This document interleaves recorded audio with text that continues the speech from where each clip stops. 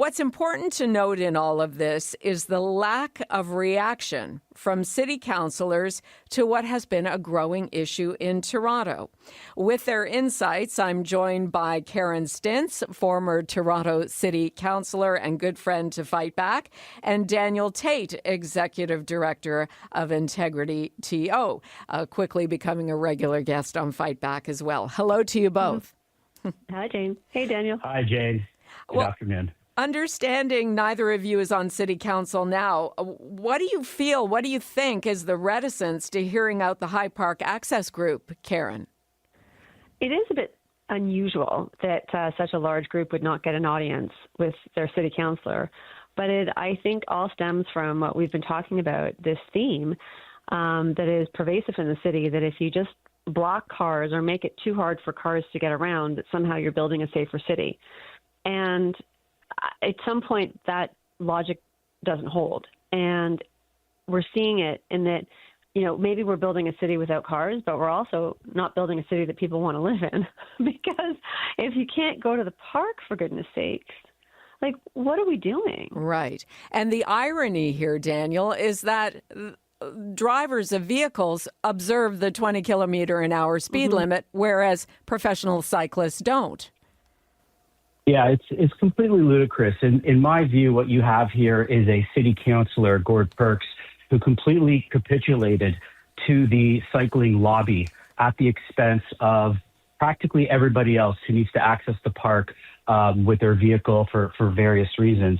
And what was supposed to be just a short thing during COVID, you know, this was the social distancing era, so they had to block parks. You know, we remember the craziness of that time, but that was supposed to be short-lived. And when COVID was over, we were supposed to get back to normal, and we never did. And, you know, people like Gord Perks, again, just caved to the cycling lobby, and here we are several years later having to talk about this. Right, and the volunteers with this High Park Access Group, they were High Park Access for All. They've just tightened it up to High Park Access. Their philosophy on all of this is that, you know, responsible vehicle owners will continue to do what they have done all along, and that is observe the speed limit, visit the park more often. As a result, Karen, we have far fewer visitors in the park than we did before these restrictions were put in place. And I'm not surprised because, again, a family is not going to go into the park if they have to park. Find a place, you know, just the logistics of it. Find a place to park around the park and then go catch a shuttle to go into the park. It doesn't make any sense. No. And, you know, even if you're, you know, walking your dog to the off-leash area or, to your point, bringing in sports equipment, like the shuttle is an inadequate response because you still have to find a place to park your car and then get to the shuttle. And so it just creates more, you know, congestion around the park. And it's, you know, and it all comes down to why. And if it's all about achieving environmental goals by not allowing cars into parks, well, that's at the expense of people's enjoyment of the park and the, you know, the use of the park and supporting the other ancillary things that happen in that park. And so you can't just hold out this one goal. And, you know, and even if that goal were the goal to be held up amongst all others, we don't achieve our CO2 emissions by closing High Park to cars, right? Right, and vehicle emissions are not what they once were. I mean, cars are right. They're not spewing. They're not spewing smoke unless they have, you know, they haven't had an oil change in a year or whatever. Correct, and I do think that there is some credence to the fact that the cycling lobby was able to be successful in this endeavor because the reality is they don't want people in the park, so they can go more than 20 kilometers an hour. And so, but that's not what the park is for. And so if we go back to first principles, what is a park for? It's for the common use and enjoyment of the people who live in the city. And in order to facilitate that use, people need to be able to access it. And there's already roads there. There's already designated parking spots for people with disabilities.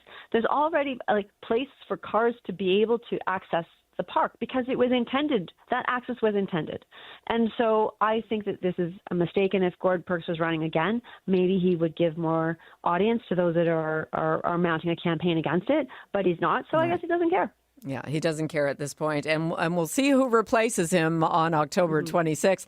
I have a text here saying, I'm totally behind the efforts of reestablishing cars and bicycles in High Park. Well, bicycles are allowed in High Park. It's the cars on weekends. We've done it before. It's not impossible. Thank you for keeping it on the front line. And Daniel, really, it's only a matter of time, and I hate to even say it, before somebody is injured by one of these cyclists going 50, 60 miles an hour. Yeah, High Park has basically become a velodrome for cyclists. I've been there a few times. It's like the Tour de France. They've completely taken over the park, and that is not right. That's not what the park was designed for. We can build a custom velodrome somewhere for the cyclists. But, I have a message for the Toronto police, actually. You want to do a great blitz? Go do a radar trap for the cyclists at High Park, and there'll be a ton of tickets for you to issue. That is a big problem. Nobody at City Council is talking about it. Perks, he's already checked out. He's retiring. So I think we're going to need some moral clarity from the new candidates who are running to represent Ward 4, Parkdale High Park. Right. That needs to be an issue in this municipal election, which is underway. Sorry, I said 50 or 60 miles an hour, 50 or 60 kilometers an hour. Yeah. I was thinking in the imperial system there for just a moment. So, and what do you think about that, Karen? I mean, we do have to go, but like making this an election issue in High Park, Parkdale. I think it is an election issue, and not just for High Park, because we have the closure of Church Street. We have a motion in front of council to close other streets without proper process. So I actually think it escalates to something across the city around, what does it mean to have public spaces that we now can't access and roads we can't drive on? Okay, I love that Tour de France comment, Daniel. Thank you both so much for your comments today. It is an ongoing conversation. Thank you both. Take care. Thank you, Jane. Daniel Tate, Executive Director of Integrity TO, and Karen Stintz, a former Toronto City Councillor and regular Fight Back panelist.